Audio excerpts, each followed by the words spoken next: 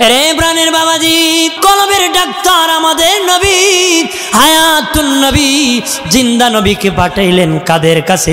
সবচেয়ে বেশি যারা অসুস্থ হয়েছে তাদের কাছে। নবী কালেমার দাওয়াত দি তাদেরকে এত সুস্থ করেছেন, তারা এত বড় জান্নাতি, এত বড় দামি হয়েছে, পৃথিবীর আর কেউ তাদের সমান হতে পারবে না রে। জোরে বলি সুবহানাল্লাহ। তারা হলো নবীর সাহাবারা, নবীর সাহাবীরা। নবীর সান্নিধ্যে যাওয়ার কারণে এত দামি তারা হয়েছে, তাদের মূল্য আর কার হবে না রে। সারা জীবন যদি সেজদা করু, আবু বকর সিদ্দিকের এক সেজদার সমান হবে না রে। কথা বলে না। আল্লাহর নবীর সাহাবী থেকে নবী বলেছেন মান আলাইহি ওয়া সাহাবী, যে আমার সুন্নাত আর সাহাবীর জামাতের অনুসরণ করবে তারা হলো সুন্নি, তারা হলো আহলে সুন্নাত ওয়াল জামাত। মন গড়া ব্যাখ্যা হলে হবে না, সাহাবীর কাছ থেকে ব্যাখ্যা নিতে হবে। মন গড়া পথে চললে হবে না, সাহাবীরাদেরকে নবী যে পথ দেখাইছিলেন সেই পথে আমাদের হাঁটতে হবে। কথা খারাপ। সাহাবীরা নবী যেইভাবে বলেছেন সেইভাবে তারা চলেছে। নবী বলেছেন কেউ উত্তর দিকে যাও, কেউ দক্ষিণ দিকে যাও, কেউ পূর্ব দিকে যাও, কেউ পশ্চিম দিকে যাও। বলে নাই নবী উত্তর দিকে নদী আমি যেতে পারবো না, নবী পশ্চিম দিকে পাহাড় আমি যেতে পারবো না। নবী বলেছেন পশ্চিম দিকে যাও, উত্তর দিকে যাও, দক্ষিণ দিকে যাও, পূর্ব দিকে যাও, উত্তর দিকে যাও।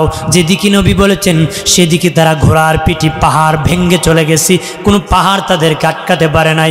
নবীর ঘোষণা তারা গিয়েছে, সোজা রাস্তা হয়েছে, সাগর পার হয়েছে বাবা, ঘোড়া দিয়ে সাগর পার হয়েছে।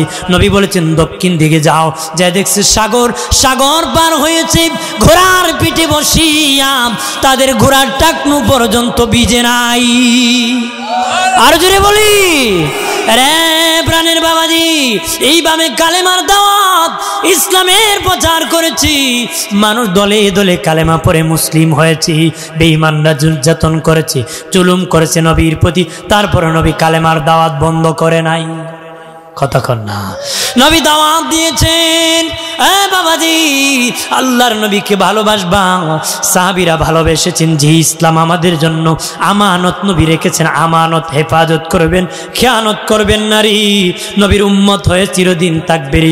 নবী কয় যদি তোর নাম আমার উম্মতের খাতায় নাম থাকে রে, আমার উম্মতের খাতায় যদি তোর নামটা থাকে, তুই যদি কবিরা গুনাহগার হস, আমি নবী তোরে সুপারিশ করে জান্নাতে পৌঁছায়া দিব। তবে শুনিয়া রাখো, উম্মতের খাতায় নাম থাকতে হবে। এমন কাজ করব না যে কাজের দ্বারা উম্মতের খাতায় নাম থাকে না, এমন কাজ করব না। নবী বেজার হয়ে থাকি, ওই নবী এখনো রওজায় কান্দি। আল্লাহর ওলি মনসুর হাল্লাজ দেখি নবীর রওজা পানির উপর ভাসতেছে। মায়ের নবী আপনার রওজা পানির উপর কেন ভাসতেছে? মনসুর, দুনিয়ায় আমি উম্মতের জন্য কেঁদেছি, রওজা আসে কানতে কানতে আমার রওজা সাগর হয়ে গেছে। আল্লাহর ওলি মনসুর হাল্লাজ ঘুম থেকে উঠিয়া বাজারে বাজারে ঘোড়ার গান গায়, কয় কান্দায়ো না, কান্দায়ো না নবীকে, কান্দায়ো না, কান্দায়ো না নবীকে, নবীকে কাঁদাইলে কাঁদবা হাসরে, নবীকে কাঁদাইলে কাঁদবা হাসরে। রে প্রাণের বাবাজিরা রে, ওয়াজ যারা করায়, যারা করে, যারা শুনে, সবার উদ্দেশ্য একটা, দুনিয়া থেকে জান্নাতি হয়ে কবরে যাব। কথা না, দুনিয়া থেকে জান্নাতি হয়ে কবরে যাব গো। এই জন্য নবী এসেছিলেন মানুষকে জান্নাতে নিয়ে যাবেন। কথা বলেন না? এই জন্য রে, কেমনে জান্নাতি হব, কি রকম ভাবে ইমানদার হব, সাহাবীরা যেমন ভাবে ইমান এনেছে আমরা তেমনি আনবো। সাহাবীরা যেইভাবে নবীকে ভালোবেসেছে আমরা সেইভাবে ভালোবাসবো। নবীজি সাহাবীরা কত অনুসরণ করত রে। নবীজি রাস্তা দিয়ে যেতেন, একটা গাছ ছিল বাবা, গাছের ডালাটা নিচা ছিল, নবী মাথা নত করে যেতেন, ডালাটা মাথায় লেগে যাবে বলে নত করতেন। আল্লাহর নবী বিদায় হয়ে গেছেন, গাছের মালিকও তার গাছটা কেটে ফেলেছে। সাহাবীরা যখন ওই জায়গা দিয়ে যেত, সেখানে যে মাথা নত করে ফেলতো, বলতো আমার নবী নত করে যেতেন। সুবহানাল্লাহ বলেন না। এইভাবে অনুসরণ করতেন রে। শুনিয়া রাখো, নবীজিকে এত ভালোবাসতেন, এত মায়া করতো রে, আমরা মায়া করব, নবীর সুন্নতকে মহব্বত করব। দাড়ি রাখা নবীর সুন্নত, টুপি পরা নবীর সুন্নত, পাঞ্জাবি পরা নবীর সুন্নত, সত্য বলা নবীর সুন্নত, নামাজ পড়া নবীর সুন্নত, হজ করা নবীর সুন্নত, যাকাত দেওয়া সুন্নত। সব সুন্নত এক করতে ব্যবহার হয় না। নবীর তরিকাকে সুন্নত বলা হয়, নবীর হাদিসকে সুন্নত বলা হয়, নবীর আমলকে সুন্নত বলা হয়। আরো জোরে বলি, শুনিয়া জানিয়া রাখেন রে এ বাবাজি, শেষ জামানায় কঠিন সময়, যে সময় হাতে আংরা রাখতে বাবা যেমন কষ্ট হয়, ইমান রাখতে তেমন কষ্ট হবে। মায়ের নবী বলেন, ওই সময় যারা আমার সুন্নত তরিকার উপর অটল থাকতে পারবে, সুন্নত তরিকার উপর অটল থাকতে পারবে, সে 100 শহীদের সওয়াব আমলনামায় পাবে। আর জোরে বলি, সাহাবীরা কষ্ট করেছে, জীবন দিয়েছে। আল্লাহর নবী ঘুম থেকে উঠে দেখি একজন ব্যক্তি দাঁড়ায় আছে উলঙ্গ, তার দেহের মধ্যে বাবা একটা কাপড় পরানো, দেহ উলঙ্গ। বললেন, বাবা কে গো তুমি? ইয়া রাসূলুল্লাহ, আমার নাম আব্দুল্লাহ, আমি নবীজি কালেমা পড়ে মুসলিম হয়ে গিয়েছিলাম। ইয়া রাসূলুল্লাহ, আমি নবীজি বললেন, তোমার বাবা তো অনেক ধনী রে, তুমি কেন উলঙ্গ আসছো? ও ইয়া রাসূলুল্লাহ, আমি আমার বাড়িতে যাওয়ার পরে কালেমা পড়ার অপরাধে আমার চাচ্চু আমার কাছ থেকে সব কারিয়া নিয়ে গেছি, বাবার সম্পদ নিয়ে গেছি, এমনকি গায়ের জামা পর্যন্ত খুলে নিয়ে গেছি। ডাক দিয়া বলেন, এই ভাতিজা, যদি তুমি আমাদেরকে পেতে চাও, মুহাম্মদের দরবার ছেড়ে দাও, আর যদি মুহাম্মদের দরবার না ছাড়তে পারো, আমাদের সম্পদ ছেড়ে দাও। চাচা ছেড়ে দিলাম। গায়ের জামাটো তোমার বাবার সম্পত্তি, এটাও ছেড়ে দাও। কাপড় চোপড় খুলি, দুনিয়ার সবচেয়ে দরদি হলো মা, মায়ের কাছে গেলাম, মা কই বাবা কেন রে উলঙ্গ? কই মা এইভাবে অপরাধী, আমার চাচ্চু আমাকে উলঙ্গ করেছি। এমনি মা একটা চাদর উড়িয়ে দিয়ে কই সন্তান এটা পর, যদি মুহাম্মদের দরবার ছাড়তে পারস আমার কাছে আসিস, নতুবা বিদায় হয়ে যা। বাবাজি আব্দুল্লাহ জুলবাজাদাইন চলে গেল নবীর দরবারে। নবী বাবাজি আসহাবী সুফফার মধ্যে সাহাবীদেরকে বললেন, তারে তোমরা জায়গা করে দাও, সে শিকারের মধ্যে থাকবি। আব্দুল্লাহ বিন জুলবাজাদাইন ওই সাহাবী বাবাজি ওই আসহাবী সুফফার মধ্যে থাকি, বড় কণ্ঠে কোরআন তেলাওয়াত করি, বড় কণ্ঠে তেলাওয়াত করি। সাহাবীরা নবীর কাছে, নবী তার আওয়াজ বড় শক্ত, ডিস্টার্ব হচ্ছে। নবী কো তারে তোমরা বাধা দিও না রে, আমার আব্দুল্লাহকে বাধা দিও না রে, তার ইমানের দাম কত জানোনি? ইমান আনতে কিছু সে আনতে পারে নাই। আর জুড়ে বলি, নবী বলেন আমার আব্দুল্লাহর ইমানের এত দাম, ইমান আনতে কিছু আনতে পারে নাই রে, সব পালিয়া চলে আসছি, তোমরা তাকে বাধা দিও না। বাবাজি যুদ্ধের ঘন্টা বেজে গেল।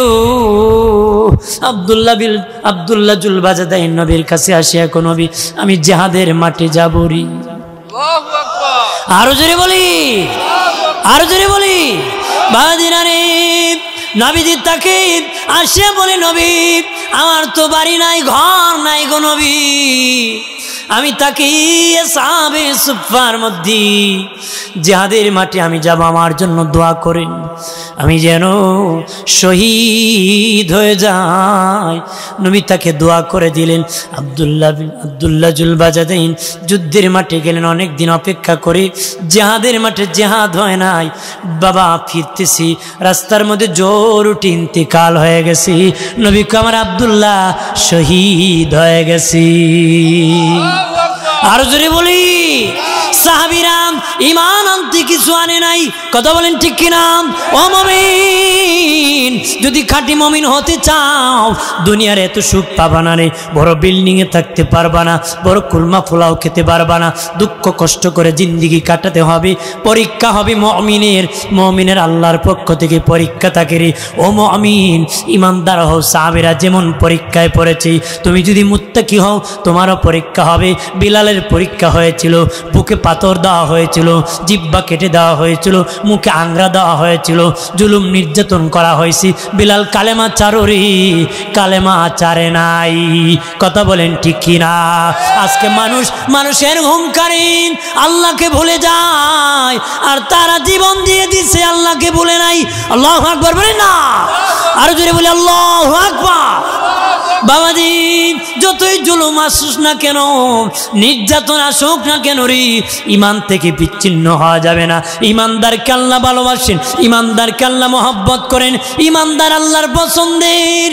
বাবাজি, কোরআনে আল্লাহ বলেন নাই ও চৌধুরী সাহেব, ও পাঠান সাহেব, ও সৈয়দ সাহেব, ও টাকাওয়ালার দল, ও মেম্বার সাহেব, ও রাজা সাহেব, ও চেয়ারম্যান সাহেব। আল্লাহ এইভাবে ডাকে নাই। আল্লাহ কাকে ডাকছি? ইমানদার। ইমানদার বলে একবার নয় ৭৯ বার কোরআনে ইমানদারকে আল্লাহ ডাকছি। আর জোরে বলি, ইমানদারকে ডাকছে রে। ও মুমিন, ইমানদার যদি খাঁটি মুমিন হতে পারো, তোমার কলব আল্লাহর আরশের চেয়ে দামি হয়ে যাবে। আল্লাহ বলেন, কাবা ঘর বানাইছি ঘোরাঘুরি করার জন্য, মসজিদ বানাইছি ইবাদতের জন্য, আর বান্দার দিল আমি নিজ হাতে বানাইছি আমি আল্লাহ নিজে তাকার জন্য রে।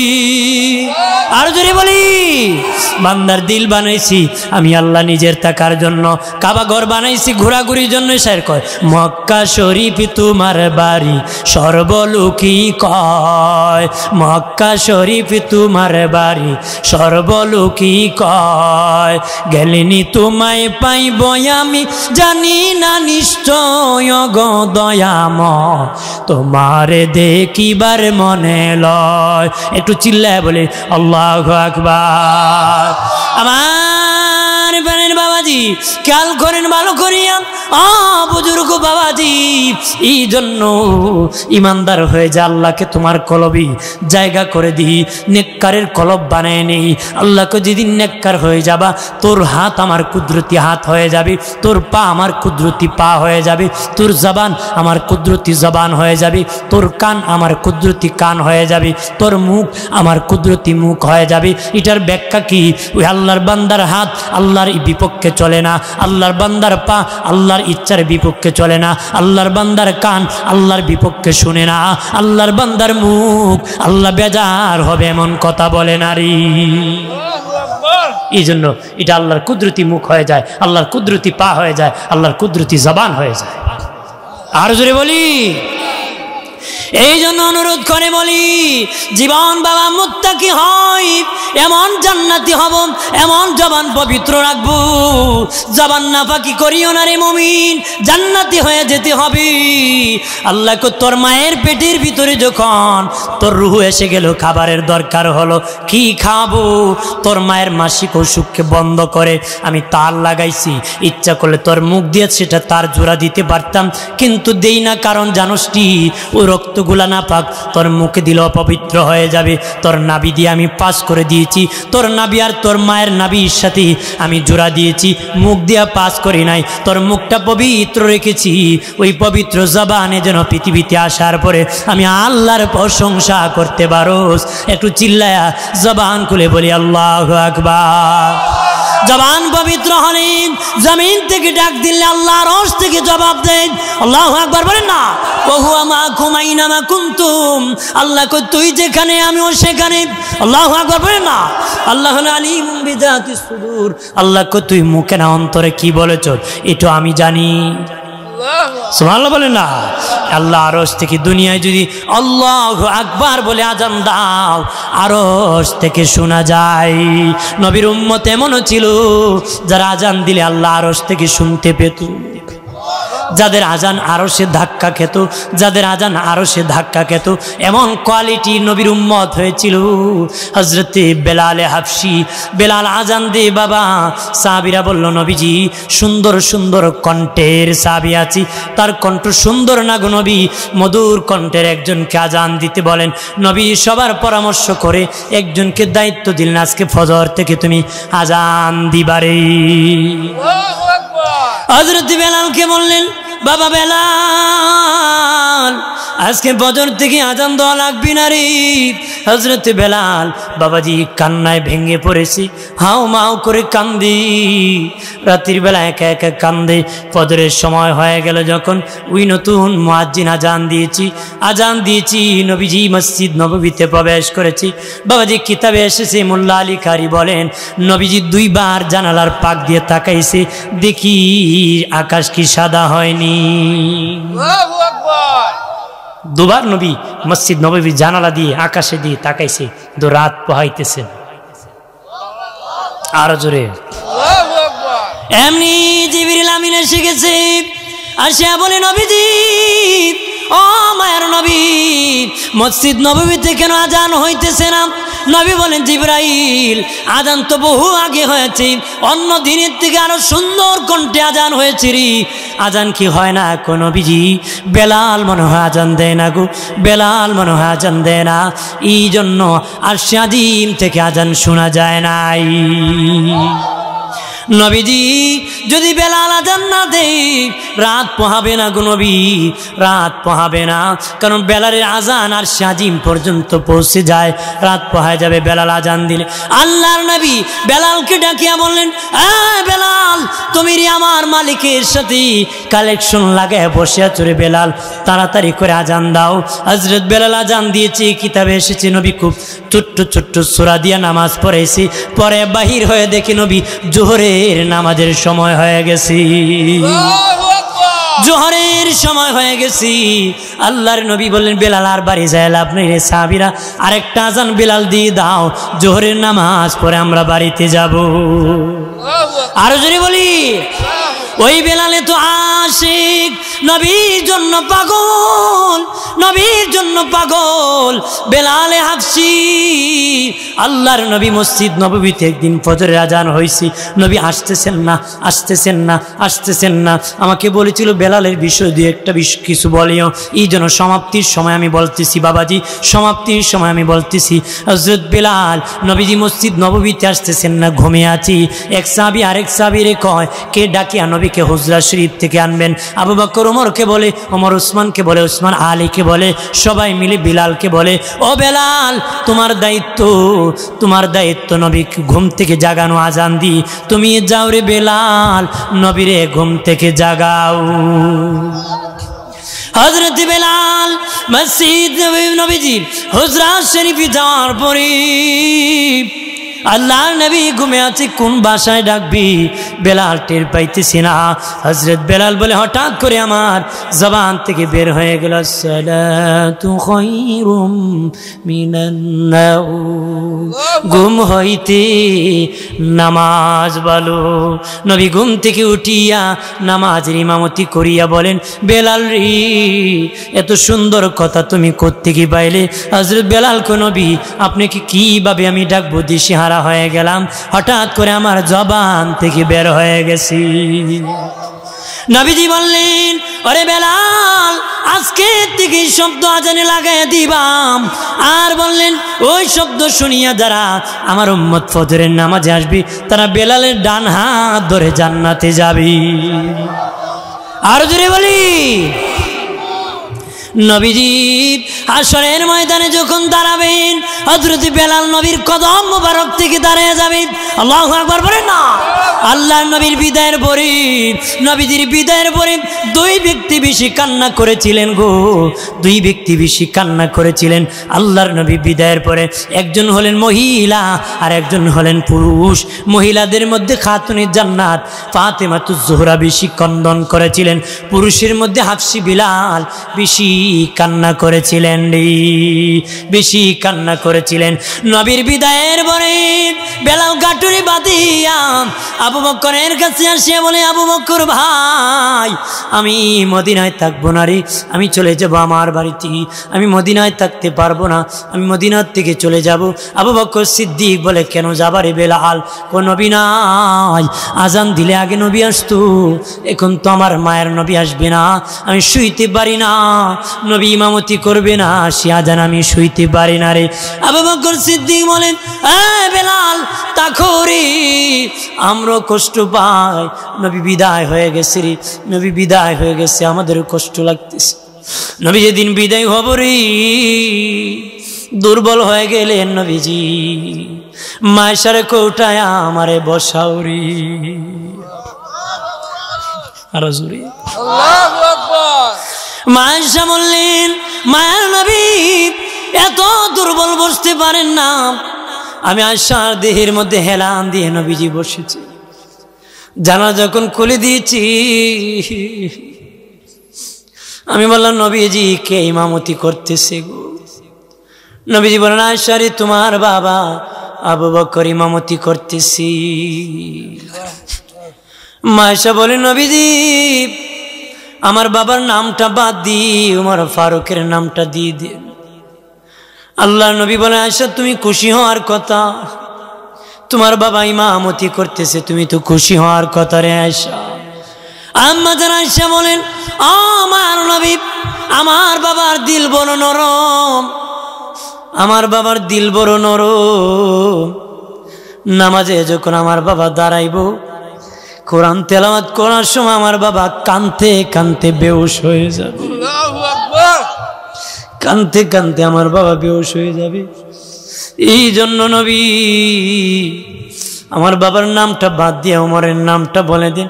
নবী আয়েশা, তুমি জানো না, উমরের আমল নামে এক পাল্লায় দিলে তোমার বাবা এক রাতে নেকি সমান হবে নারী। আর জোরে আমার বানের বাবাজি হাফসি বিলাল চলে গেলেন, 6 মাস হয়ে যায় নবীর রওজায় আসি না, আসতেছে নারী। নবী স্বপ্নে বেলে, বেলা কই রে, তুমি কি আমাকে ভুলে গেলে? আল্লাহু আকবার। বেলালে আসো রে, আমি নবীর রওজার পাশে আসো, আমি নবী রে, তুমি সালামটা জানাও রে। বেলাল নবীকে স্বপ্নে দেখিয়া হুঁশ নাই, আর দেরি করে নাই, চলে আসছে মদিনা। আল্লাহু আকবার। মদিনার মসজিদের মুয়াজ্জিন খুশি, নবীর মুয়াজ্জিন আসছে রে, মুসল্লিরা খুশি রে, মুসল্লিরা খুশি। বেলালকে বলেন আজান দাও, বেলাল বলে আমি আজান দিলে নবী আসবে না, আমি কেমনে আজান দিই? সবাই বলে ইমাম হাসান হোসেন যদি বলে বেলাল আজান দিবি, তারা আসিয়া বলে আজান দাও। আজান দিয়েছি, ইমাম হাসান হোসেন কয়, মা আমার নানার মুয়াজ্জিন আজান দিতেছি, মনে হয় গো মা আমার নানা ইমামতি করবে। আল্লাহর নবী সরওয়ারি, আমার মায়ার নবী কান্ডারি, দয়া করো আমি দয়ার ভিখারি, দয়া করো আমি দয়ার, আমি কাতরে বিনয় করি, আমি কাতরে বিনয় করি, দয়া করো আমি দয়ার ভিখারি, দয়া।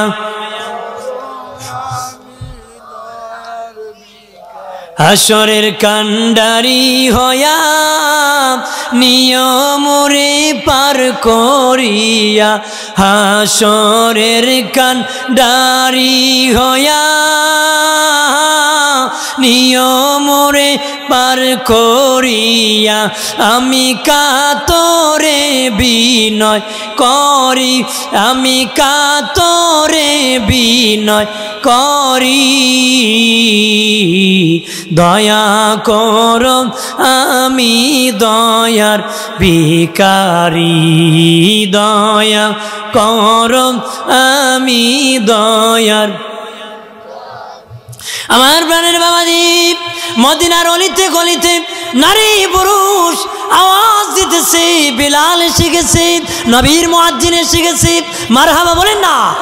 সবাই কাতারে কাতারে দাঁড়িয়ে গেছে। নবীর মুয়াজ্জিন এসেছে, নবীর মুয়াজ্জিন। বেলালের তো প্রেম ছিল বাবা, নবীর ভালোবাসায় বেলাল ইন্তেকাল হয়ে গেছে। নবীকে ভালোবাসিও,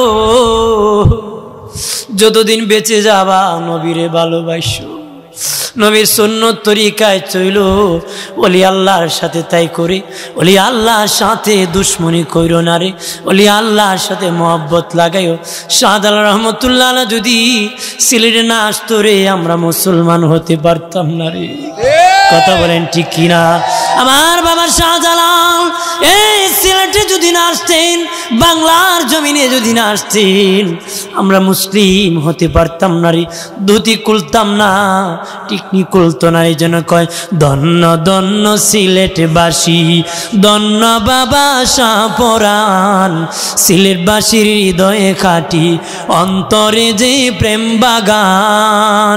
সিলেট জেলা বলির ঘাটি, খাটি তাদের দিল ইমান।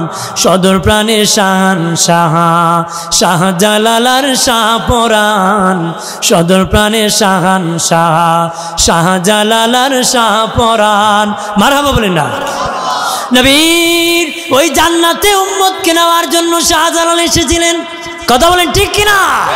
বেঈমানের বিল্ডিং চুরমার করেছিলেন আল্লাহু আকবারের আওয়াজ দিয়ে। কথা বলেন না। আজান দিয়েছেন, বেঈমানের বিল্ডিং ভেঙে গিয়েছে, বিনা নৌকায় নদী পের হয়েছেন। এক আহলে হাদিস মৌলবী কয় শাহজালাল নাকি কলা গাছ দিয়া পার হয়েছে। নাউজুবিল্লাহ বলেন না। কয় শাহজালাল কলা গাছে ভর করে সুরমা নদী পার হয়েছে। যেই মৌলবী কইছে তার ইমান কলা গাছ মার্কা ইমান, এই জন্য বলেছে শাহজালাল নামাজের বিছানা বিছায়া সুরমা নদী পার হয়েছে। কথা বলেন ঠিক কিনা? ইমান এনে তুফান। ও বাবাজি, শাহজালালের মুখের বাতাস, নাকের শ্বাস যে এলাকায় গিয়েছে, যাদের দেহে লাগছে তারাও কালেমা পড়ে মুসলমান হইছে। আর যদি বলি শাহজালাল রহমতুল্লাহ দাওয়াত দিয়েছি, ধন্য হয়েছেন সিলেটবাসী। সাহেব কিবলা রহমতুল্লাহ দাওয়াত দিয়ে কোরআনের খেদমত করে আল্লাহর ওলি ঘুমায় গেছি। সবার একই কাজ ছিল, সব নবীর কাজ ছিল ইসলাম ধর্মের দাওয়াত দেওয়া, মানুষকে জান্নাতে পৌঁছায় দেওয়া। কথা বলেন ঠিক কিনা? ওলি আল্লাহর সাথে দুশ্মনী রাখা যাবে? রাখা যাবে? রাখা যাবে না। তাদের সাথে ভালো সম্পর্ক লাগাবো, মহব্বত লাগাবো। কথা বলেন ঠিক কিনা? যারা যুবক আছো ভালো বন্ধু লাগাবা, খারাপ সঙ্গ নিবা না। রাজি আছি? বাবা যারা আছেন সন্তানের খবর রাখবেন, ভালো মানুষের সাথে চলে না খারাপ লোকের সাথে। বাবা হয়তো বাঘ হয়ে গেছেন, ফুলা টাক হয়ে যাবে। কথা কয় না। বাবা ছেলের সাথে মহব্বতের সম্পর্ক থাকবে। বলবো বাবা তোমার বন্ধুকে দাওয়াত করে আনো, খাওয়াবো আনো। এতে দেখা যায় বন্ধু সিরিয়াল নম্বর কত। কিন্তু হে দিছে বাপ বাঘ হইছে, ফুলা জঙ্গলে গিয়ে বন্ধুর সাথে বায়াত করে। কথা কয় না। এমন বন্ধু নিয়ে চলে বাবার সামনে বসা যাইব। এই জন্য আদর্শিত চরিত্র ভালো করে। মুখের তালা করলে বোঝা যায়, দোকানের তালা করলে বোঝা যায় কয়লার দোকান না স্বর্ণের দোকান। কথা বলেন। মুখটাকে স্বর্ণের মুখ বানান বাজি, কয়লার মুখ বানায়েন না। সাবান দিয়ে পানি দিয়ে কাপড় ধুলে পরিষ্কার হয়, সাবান দিয়ে পানি দিয়ে কয়লা ধুলে পরিষ্কার হয়? কয়লা ধুইলে ময়লা যায়। কথা কয় না। আমরা যেন কয়লা মার্কানা হই, আমরা আমাদের মুরব্বীদের অনুসরণ করে ওলি আল্লাহদের পথ অনুসরণ করব। ওলি আল্লাহদের উসিলা নিয়ে দোয়া করব। ভালো কাজের উসিলা নিয়ে দোয়া করলে কি হয়? কবুল হয়। আল্লাহ আমাদের কবুল করুক। কথাবার্তা কষ্ট পেলে ক্ষমার দৃষ্টি দেখবেন, আমার জন্য দোয়া করবেন।